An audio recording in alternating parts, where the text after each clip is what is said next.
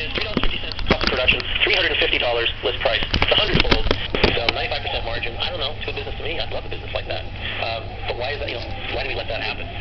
Well, these are the prices over the last. This is from a class action lawsuit, by the way, that was filed in Boston. But these are the prices over this decade. And what you see is different agents. These are the long-acting agents, and they really rise in lockstep. There's an endocrinologist in Seattle, Earl Hirsch, who has type 1 diabetes, and I couldn't find the data to back it up. But he asserts that sometimes the price rise of one company is within 48 hours of another company. It is very much in lockstep. Yes. Compared to the background inflation, I don't know if they're adjusted for inflation, but I can tell you that it ain't inflation just because we know that the price of insulin over 20 years has gone up 1,000%, and over 10 years has gone up at least 300 to 400%. So, the period that the patents are starting to expire, the price has actually gone up much more. And these are rapid-acting insulin, same thing. And then it starts to get a little interesting when you dig deeper. So these are the list price, and this is the net price to the manufacturer. So what this is telling you is the list price has been rising like a rocket. Net price, not so much. And so the pharma industry points to this, and you can decide whether they're correct. I mean, they're correct. Decide whether that matters as much or not. And they say it's not us. It's all the other people in the ecosystem. We haven't changed our price. What this really says is they haven't profited enormously, but they also haven't been part of the solution, and that's not their job. So nevertheless, people have been wondering, and so there's now a lawsuit filed in Boston, class action, looking at price fixing. The summary dismissal motion was denied, so we're now going to get into a period of discovery for the next year, and we will see some things, and who knows what we'll discover in discovery. Maybe there actually has been collusion, but maybe not. And actually, I've talked to one of the lawyers on this case, and she actually doesn't think there's going to be collusion. That's not really what's going on. It's more that there's a sort of systematic tendency, and the entire system is tuned to make this stuff happen. And so I was interested to find in 1942 the same issue, which, I don't know, is a little depressing. But effectively, this is not a new question for us. So in some ways, I think it is a question we have to begin to address more definitively. So as we started looking at insulin, we started discovering other things. So this is Shane Patrick Boyle. He lived in Texas. The reality was that I think he had a job at that time, but he had to leave to take care of his ailing mother who had cancer. So he quit his job and moved to Arkansas, and he couldn't afford his insulin. So he started a GoFundMe page. His mother died, and 2 weeks later, he died. His GoFundMe page hadn't yet reached the amount he needed to purchase his insulin. Now, I don't know what his autopsy showed, so yeah, you can say whatever you want to say. He could have been a bad actor, he could have done something, who the hell knows? Okay. Here's Antigone Lee Morsham, and she's in this state, Ohio. She died at age 22, and there was a post, and it was DKA. And she was fully employed and did not have coverage. And in Ohio, I'm going to garble what it is, but there is an insurance supplement for children, but it runs out at 21, I believe. BCA, I don't remember what it's called. So she ran out. Her mom, a very savvy entrepreneurial woman, that's her on the right. She didn't know. And so this young lady was, and this is a recurring theme, proud, didn't want to be going around asking people, scraping it together however she could, started borrowing. And we discovered, and she died, and we discovered that this is a sort of insulin underground in the country. People are swapping on Facebook. We heard of a guy with type 1 diabetes who was a counselor at a diabetes camp, and that's how he afforded his insulin. He went from camp to camp all summer, and then he tried to keep a little bit to keep going. And this is Alec Rashawn Smith, and Nicole, his mom, also had no idea what was going on. He also was working in the kitchen of a restaurant, didn't have enough health care, aged out at age 26, which is another thing we're seeing. It's an intersection of the crazy prices and the insurance coverage issue. Aged out at 26, working, can't afford it, goes to the exchange, the monthly premium for the insurance is way high, decides he's going to shop around for another month, and in the meantime is going to go buy his insulin for himself for that month, goes to the pharmacist, and a 1-month supply for him is $1,300. So he doesn't do it, and he starts rationing his insulin. And he dies. And there's a post, and it is DKA. We have colleagues at Yale who did a quick study that got a lot of notice. They just did a survey in the ER of people coming in with out-of-control sugar, and fully 1/4 reported problems paying for their insulin. So those are the kind of stories that motivated us in the Right Care Alliance. And, there's a lot of analysis you can do, but sometimes you just have to do something. And so I think a lot of people decided to do something. And, of course, when we picked insulin, a lot of people with type 1 diabetes, young people came to us and joined us as part of our work. And so, we had a very basic little public demonstration in Harvard Medical School. It was a very cool day that day. It's mostly for ourselves to say, we can do something like this. And it matters. And we did talk to people in the Quadrangle and elsewhere just about this problem. We did it at the National Portrait Gallery. We had portraits of various people who had been involved, including some of these young people who died. And that was covered in the press, and it made a number of newspapers, and some of the medical papers as well. Modern Healthcare, I think, covered it. And then we invited 2 moms, Nicole Holt-Smith and Anne Frenette. They had both lost their children, and they came to Boston, where one of the 3 manufacturers are, Sanofi. And in a kind of searing moment, they brought the ashes of their children. And they said, we'd like to present these to somebody at Sanofi and get an answer. Now, of course, that puts them in a no-win position, which is one of the keys to activism, actually. But it was a dramatic event. There was a ton of publicity, a lot of TV, radio. And then we did another one just a few months ago, and that got covered by NPR. That was on a show that had about 2 million people listening in. And then, I don't know for sure, but 2 months later, Sanofi rolled this out. Now, this is not a solution, but it kind of illustrates that sometimes you just have to speak up, and sometimes little things can begin to happen. For us, those little things represent the first few trickles of what we want to become a flood, because this is not just about insulin, as I think you all understand. And so, that side, drug pricing is a criminal conspiracy, is sort of over-the-top rhetoric. It's kind of, who are these hippies in the streets? But I'll tell you, the hippies in the streets were doctors, nurses, people with type 1 diabetes. And it turns out, over-the-top rhetoric, perhaps, but some of you may have heard that 40 attorneys general have filed suit, and as quoted by the lead, this is most likely the largest cartel in the history of the United States. So I don't think we were exactly over the top. So there's a lot of interest, there's a lot of concern, and we need solutions. I don't know what the solution is, and I don't think there's a one-size-fits-all solution, though I will say some of the proposals that are out there on a policy basis make a lot of sense. I mean, it makes no sense that Medicare is not allowed to negotiate. It just makes, where's the market in that? But in the course of this work, and as I said, I sort of learned all this recently, we discovered there's actually some things that are in place today that could be the basis. They're not a full solution, but they could be the basis. So this requires a slight digression, not a lot, but you just need to understand there's a lot of nomenclature that will get you confused, and I'm convinced in modern societies, every little guild has their own kind of jargon, and it's mostly so everybody inside knows, everybody outside doesn't. It seems to function that way. This is the WAC, the weighted average cost, is defined by statute. So here's where the law kicks in. But it's really just what the manufacturer's list price is to the wholesaler. The manufacturer sets that price, but that is now the price to wholesalers, and that becomes a publicly discernible one before negotiation. But the weird thing is that's not the one everybody else looks at. The one everybody else looks at is AWP, average wholesale price. And what is that? Well, it turns out, despite it saying it's neither average nor wholesale, it's really just a number, and the way they get to it is typically just 20% markup. That's the number. And then that gets published, and that sort of becomes the reference price for drugs in the country. And so here we are back to that very complicated system. So what you have, in all of this is the manufacturer. And to be clear, I don't think they're the only bad guys. I just don't see a lot of good guys in any of this. So they make the stuff, and they sell the stuff. But you know what? They only sell the stuff through distributors, through wholesalers. And these arrows are, by the way, are the arrows of money flow. So this is not the flow of the medication. These are money flows. So wholesalers will pay the manufacturer. They'll get the drug. And then the wholesalers will ship to pharmacies, both retail, specialty, and mail order, and they'll pay for them. But really where it gets complicated is that, you have health plans, and for 20, 30 years, they've looked at this and said, I have no idea what to do here. And so along comes this, knight on a white horse called the pharmacy benefits manager, says, we'll do all that for you. And we're good guys. And I have to confess, in a part of life I was an entrepreneur, and I was in the room when one of the first ones got started in 1982 or thereabouts. That wasn't my business, by the way, but I was listening in. And so the idea was this is going to create a deal for everybody, for the consumer, for the health plan, for employers, and they'll make some money. And the way they do it is they aggregate demand, negotiate a new price, then we're off to the races. But that aggregating of demand required pharmaceutical benefits managers to basically say, we're going to aggregate, 1 million people or 10 million people. And by the way, the other thing we're going to do is we're going to have formulary. So you're not going to have 50 ACE inhibitors. You're only going to have 2 or 3. So do you want to be one of those 2 or 3 or not? And that was how the game got started. And manufacturers said, oh my God, this is a new game.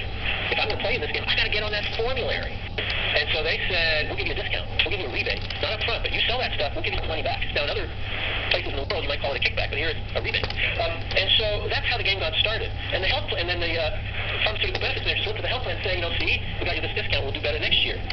And the employers didn't see all of the prices being negotiated. And so what they saw was, from the health plan, they saw a 3%, 5%, 10% premium increase. Everything, in healthcare, everything had been going up. So they were just happy that it wasn't worse. And they didn't know any better because they were being told, gee, if we hadn't cut this deal, it would be worse. And you can, if you Google some of this stuff, you'll find the head of one of the major PBMs saying, don't blame us. Without us, it would have been worse. So, I guess that's a tagline for a company. Without us, it would have been worse. But that was how the game got started. But then what really started happening was everybody, except the consumer, figured out, hey, we just increased the list price. I mean, I swear I say this, and I think this can't really be true. Am I really saying this to people? But it's true. It's like going to the car dealer, and they show you this car, and they say, and it used to cost $25, and they say, no, that's $50,000. But for you, I'll give it to you for $30. What a bargain. That's what this game has been all this time. I mean, I'm happy to be corrected, but that's what I've concluded so far. And the part that really infuriated me when I learned is that the consumer, and remember, some of us do well and have a decent income, most people do not in this country. country, and that affects their adherence to medications and many other things in their life. The consumers pay a portion. This is part of that zeitgeist from 1980. We're all market actors. Everybody's got to have skin in the game. We got to have an incentive, right? So these are the incentives for consumers to shop around, but I don't know. And so here's the thing. The manufacturer, so here's an example of growth hormone. The manufacturer makes this agent.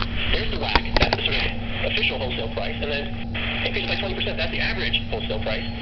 You don't need to know anything about drugs. You just need to have middle school arithmetic for that, right? 1.2. And here's the consumer, and that's the thing. The consumer pays on the list price. Those copays and deductibles are structured around the list price. So as the list price has been rising, the people who can least afford it are the ones getting hit the hardest. So this is an example not of copays, but of co-insurance. And I didn't know the distinction. Co-insurance is 8%. It's not a fixed amount of $20 for my month supply. This is now 20% of the price. Now all of a sudden, a lot of people are getting hit hard. And the PBMs have some rules. They adjudicate claims, they manage beneficiaries, they negotiate those discounts, they establish pharmacy networks. And so, I was reading from a think tank in D.C. who mentioned these public PBMs. I thought, what a cool idea. And the idea was, you create a nonprofit PBM, negotiate the price, adjudicate the claims, and get, discounted medications, and instead of siphoning off all that money, basically do it at cost except for whatever the administrative costs are. And, there's a lot of pros and cons and arguments. Could that really work? Is that real? Come on, get a life. Turns out it exists in rudimentary form in the state of Washington and several other states. And so the state organizes it. They actually outsource the contract administrator, and they outsource claims processing. And they're fixed fees, right? Fixed costs. And they generate discounts. And so what they've managed to do is create an alternative model where the state does these things. This contract administrator does all these things: data analytics, billing and reconciliation, and the network and claims manager does all these things. And it's working. And so this is the number of people that have enrolled. It's tapered off primarily, I think, when Part D became live, but even earlier it was growing much faster. They have a discount card that any citizen or resident, I don't know how they define it, the state of Washington, can obtain. So about 250,000 people have done that. And, what they've seen is significant calculated savings, for those people. And so for us, things like that represent the kind of vision we need and the kind of things we need to do to make the change that would, I think, make a difference in many people's lives. It's not the only change, and, there's a lot of other things we can talk about. But in the case of drug prices, we thought this represents part of how we could imagine a new system. And so for us, that felt a key part of what the Right Care Alliance should be doing. And this is sort of a fundamental tenet of ours, and that's how we see national security. So that's kind of what we're doing. Thank you for your attention. So I hope I provoked somebody here to ask me some critical or... Okay, yes? Talking about the insurance third-party payers, you do away with cost entirely, but you still have the third-party payer system basically subsidizing or creating this revenue increase pricing. The prices go up, the third-party payers premiums go up every year. Yes. What's the answer in that segment? No, you're absolutely right. So I'll say in a prior life, I ran a primary care ACO, so I negotiated with health plans, with hospitals, doctors groups, and all that. And the major insight I got was that the insurance companies, the health plans, had an interest in controlling costs and prices for the length of the contract and no more. So for the 1 year or 2 years of the contract, oh man, you didn't want to break that. After that, they didn't, they didn't really care. But actually the bigger insight was everybody was making money off the float, off the rise. And so if it increased next year, as long as they could pass it on, they had very little incentive. And I have friends in the sector, and I know they would, take issue with what I'm saying, but that's what I saw happening. So the answer is they're sort of conflicted. And I don't think they certainly haven't been part of the solution. It's also true that they haven't seen some of the actual pricing. And so when prices are rising, at some point everybody says, wait a second, the jig is up. But we're at the end of this period, and I think that's the other side to this, which is, I studied history in college too, and we're historically in a period where I think all these things are going to have to change. When the economy is going to tank, that's my own view. Sir. I think earlier talk just about potential reforms. Just wondering how feasible or how close are we to kind of national movements to create essentially like a government agency, like a government agency come in and help re-engineering to undercut the market. Right. So there's a lot of focus in this space, but it really is complicated by the vast amounts of money that's at stake, and every stakeholder has a view on what to do with that money. So, for example, there's a consortium of hospitals that have banded together to create a generic manufacturer. They're keeping it very stealth. They don't want to tip off which drugs and at what price because they're worried that the people with big market share can just drop their prices, run them out of business, and then go back and raise them later. But the question I raised, to a reporter was really, okay, but the hospitals also are playing in this game, and if this becomes a captive of hospitals, what does that mean about the rest of the marketplace? Are hospitals going to sell generics at a really reasonable rate? Maybe. I don't know. And So the answer is there's a lot of ferment, there's a lot of ideas. I think what we really need is a public political conversation. And I don't think it's a left, right, Democrat, Republican. I mean, it has become that, unfortunately, but I really think this is a crisis, and in crises, we don't have time for that. People are dying. So I think that's part of the path. And there, as you probably know, there's a lot of talk. We just need some action. Yes, again. Are there models outside the U.S. that are working with that? There are, though I think the pharma sector has so much money and is so powerful that it's remarkable. I've heard that in one price negotiation, a major pharmaceutical company walked away from Germany. So, I think there's a lot at play, and I think also what's coming down the pike in terms of orphan drugs, the business model is shifting. The generic companies are trying to do stuff, but the big players are sort of saying, let somebody else deal with the generics. We want the one or two blockbusters like cystic fibrosis or something, where anybody who complains, is going to have to justify letting this poor child die. You really want that, doctor? So I think it's going to be really tough for whole countries, to go there. But I think that conversation has to be had.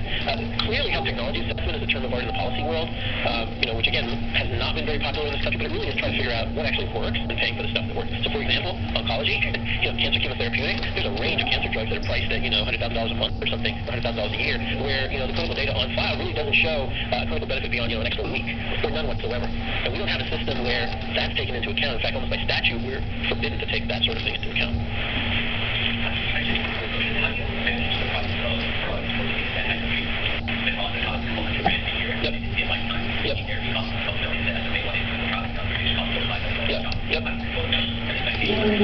Yep. I don't have an answer. I will tell you that, yes, in fact, there's some gene therapies where people are currently running models to price them, and they're using mortgages as the model. So, if I can cure you of your genetic disease at age 20, I want you to pay me until you die. At some point, as a society, I think we have to start saying something like, this much is enough. Yeah, fabulous what you did. Unbelievable. Come to the White House, get a medal, and retire. You don't have to worry about money or anything. But do you really need that third or fifth billion? Really? I think we have to go there when it comes to healthcare. Because if you think it's a commodity, sure, but then people start dying. But I don't pretend to have an answer for that, because I don't think that conversation has happened, and it needs to be a public conversation. I think that would be the one thing I'd say. Given that the entities that are currently involved are not going to fix the problem themselves, what would be, you mentioned a few, but what would be, if you could just make that happen, what would be your top three things that the public should do or the government should do to control the prices? I think, first of all, having a single-payer system would go a long way because of, the technical term of art is monopsony. It's actually the single buyer, that you have enormous clout as a single buyer. It's true that this big drug company walked away from Germany. I don't think there's any drug company in the world that's going to walk away from the United States. So I think that would, plus the 26, the age, all of that, I think would also change. And so that's number one. Number two, I actually think value-based pricing with the government negotiating the price on the basis of clinical efficacy is probably the way to go. And that would require probably a new agency, because I don't think the FDA is equipped to do that. And that's in the political football as well. Somebody asked in other countries. So, the UK has the NICE, the National Institute for Clinical Effectiveness. And so something like that needs to happen. Okay, well, thank you. Thank you very much, Dr. Sani. I'll be up here for a little bit longer. You can go online to either the Lown LOWN Institute or the Right Care Alliance, read more, and even sign up. Thank you.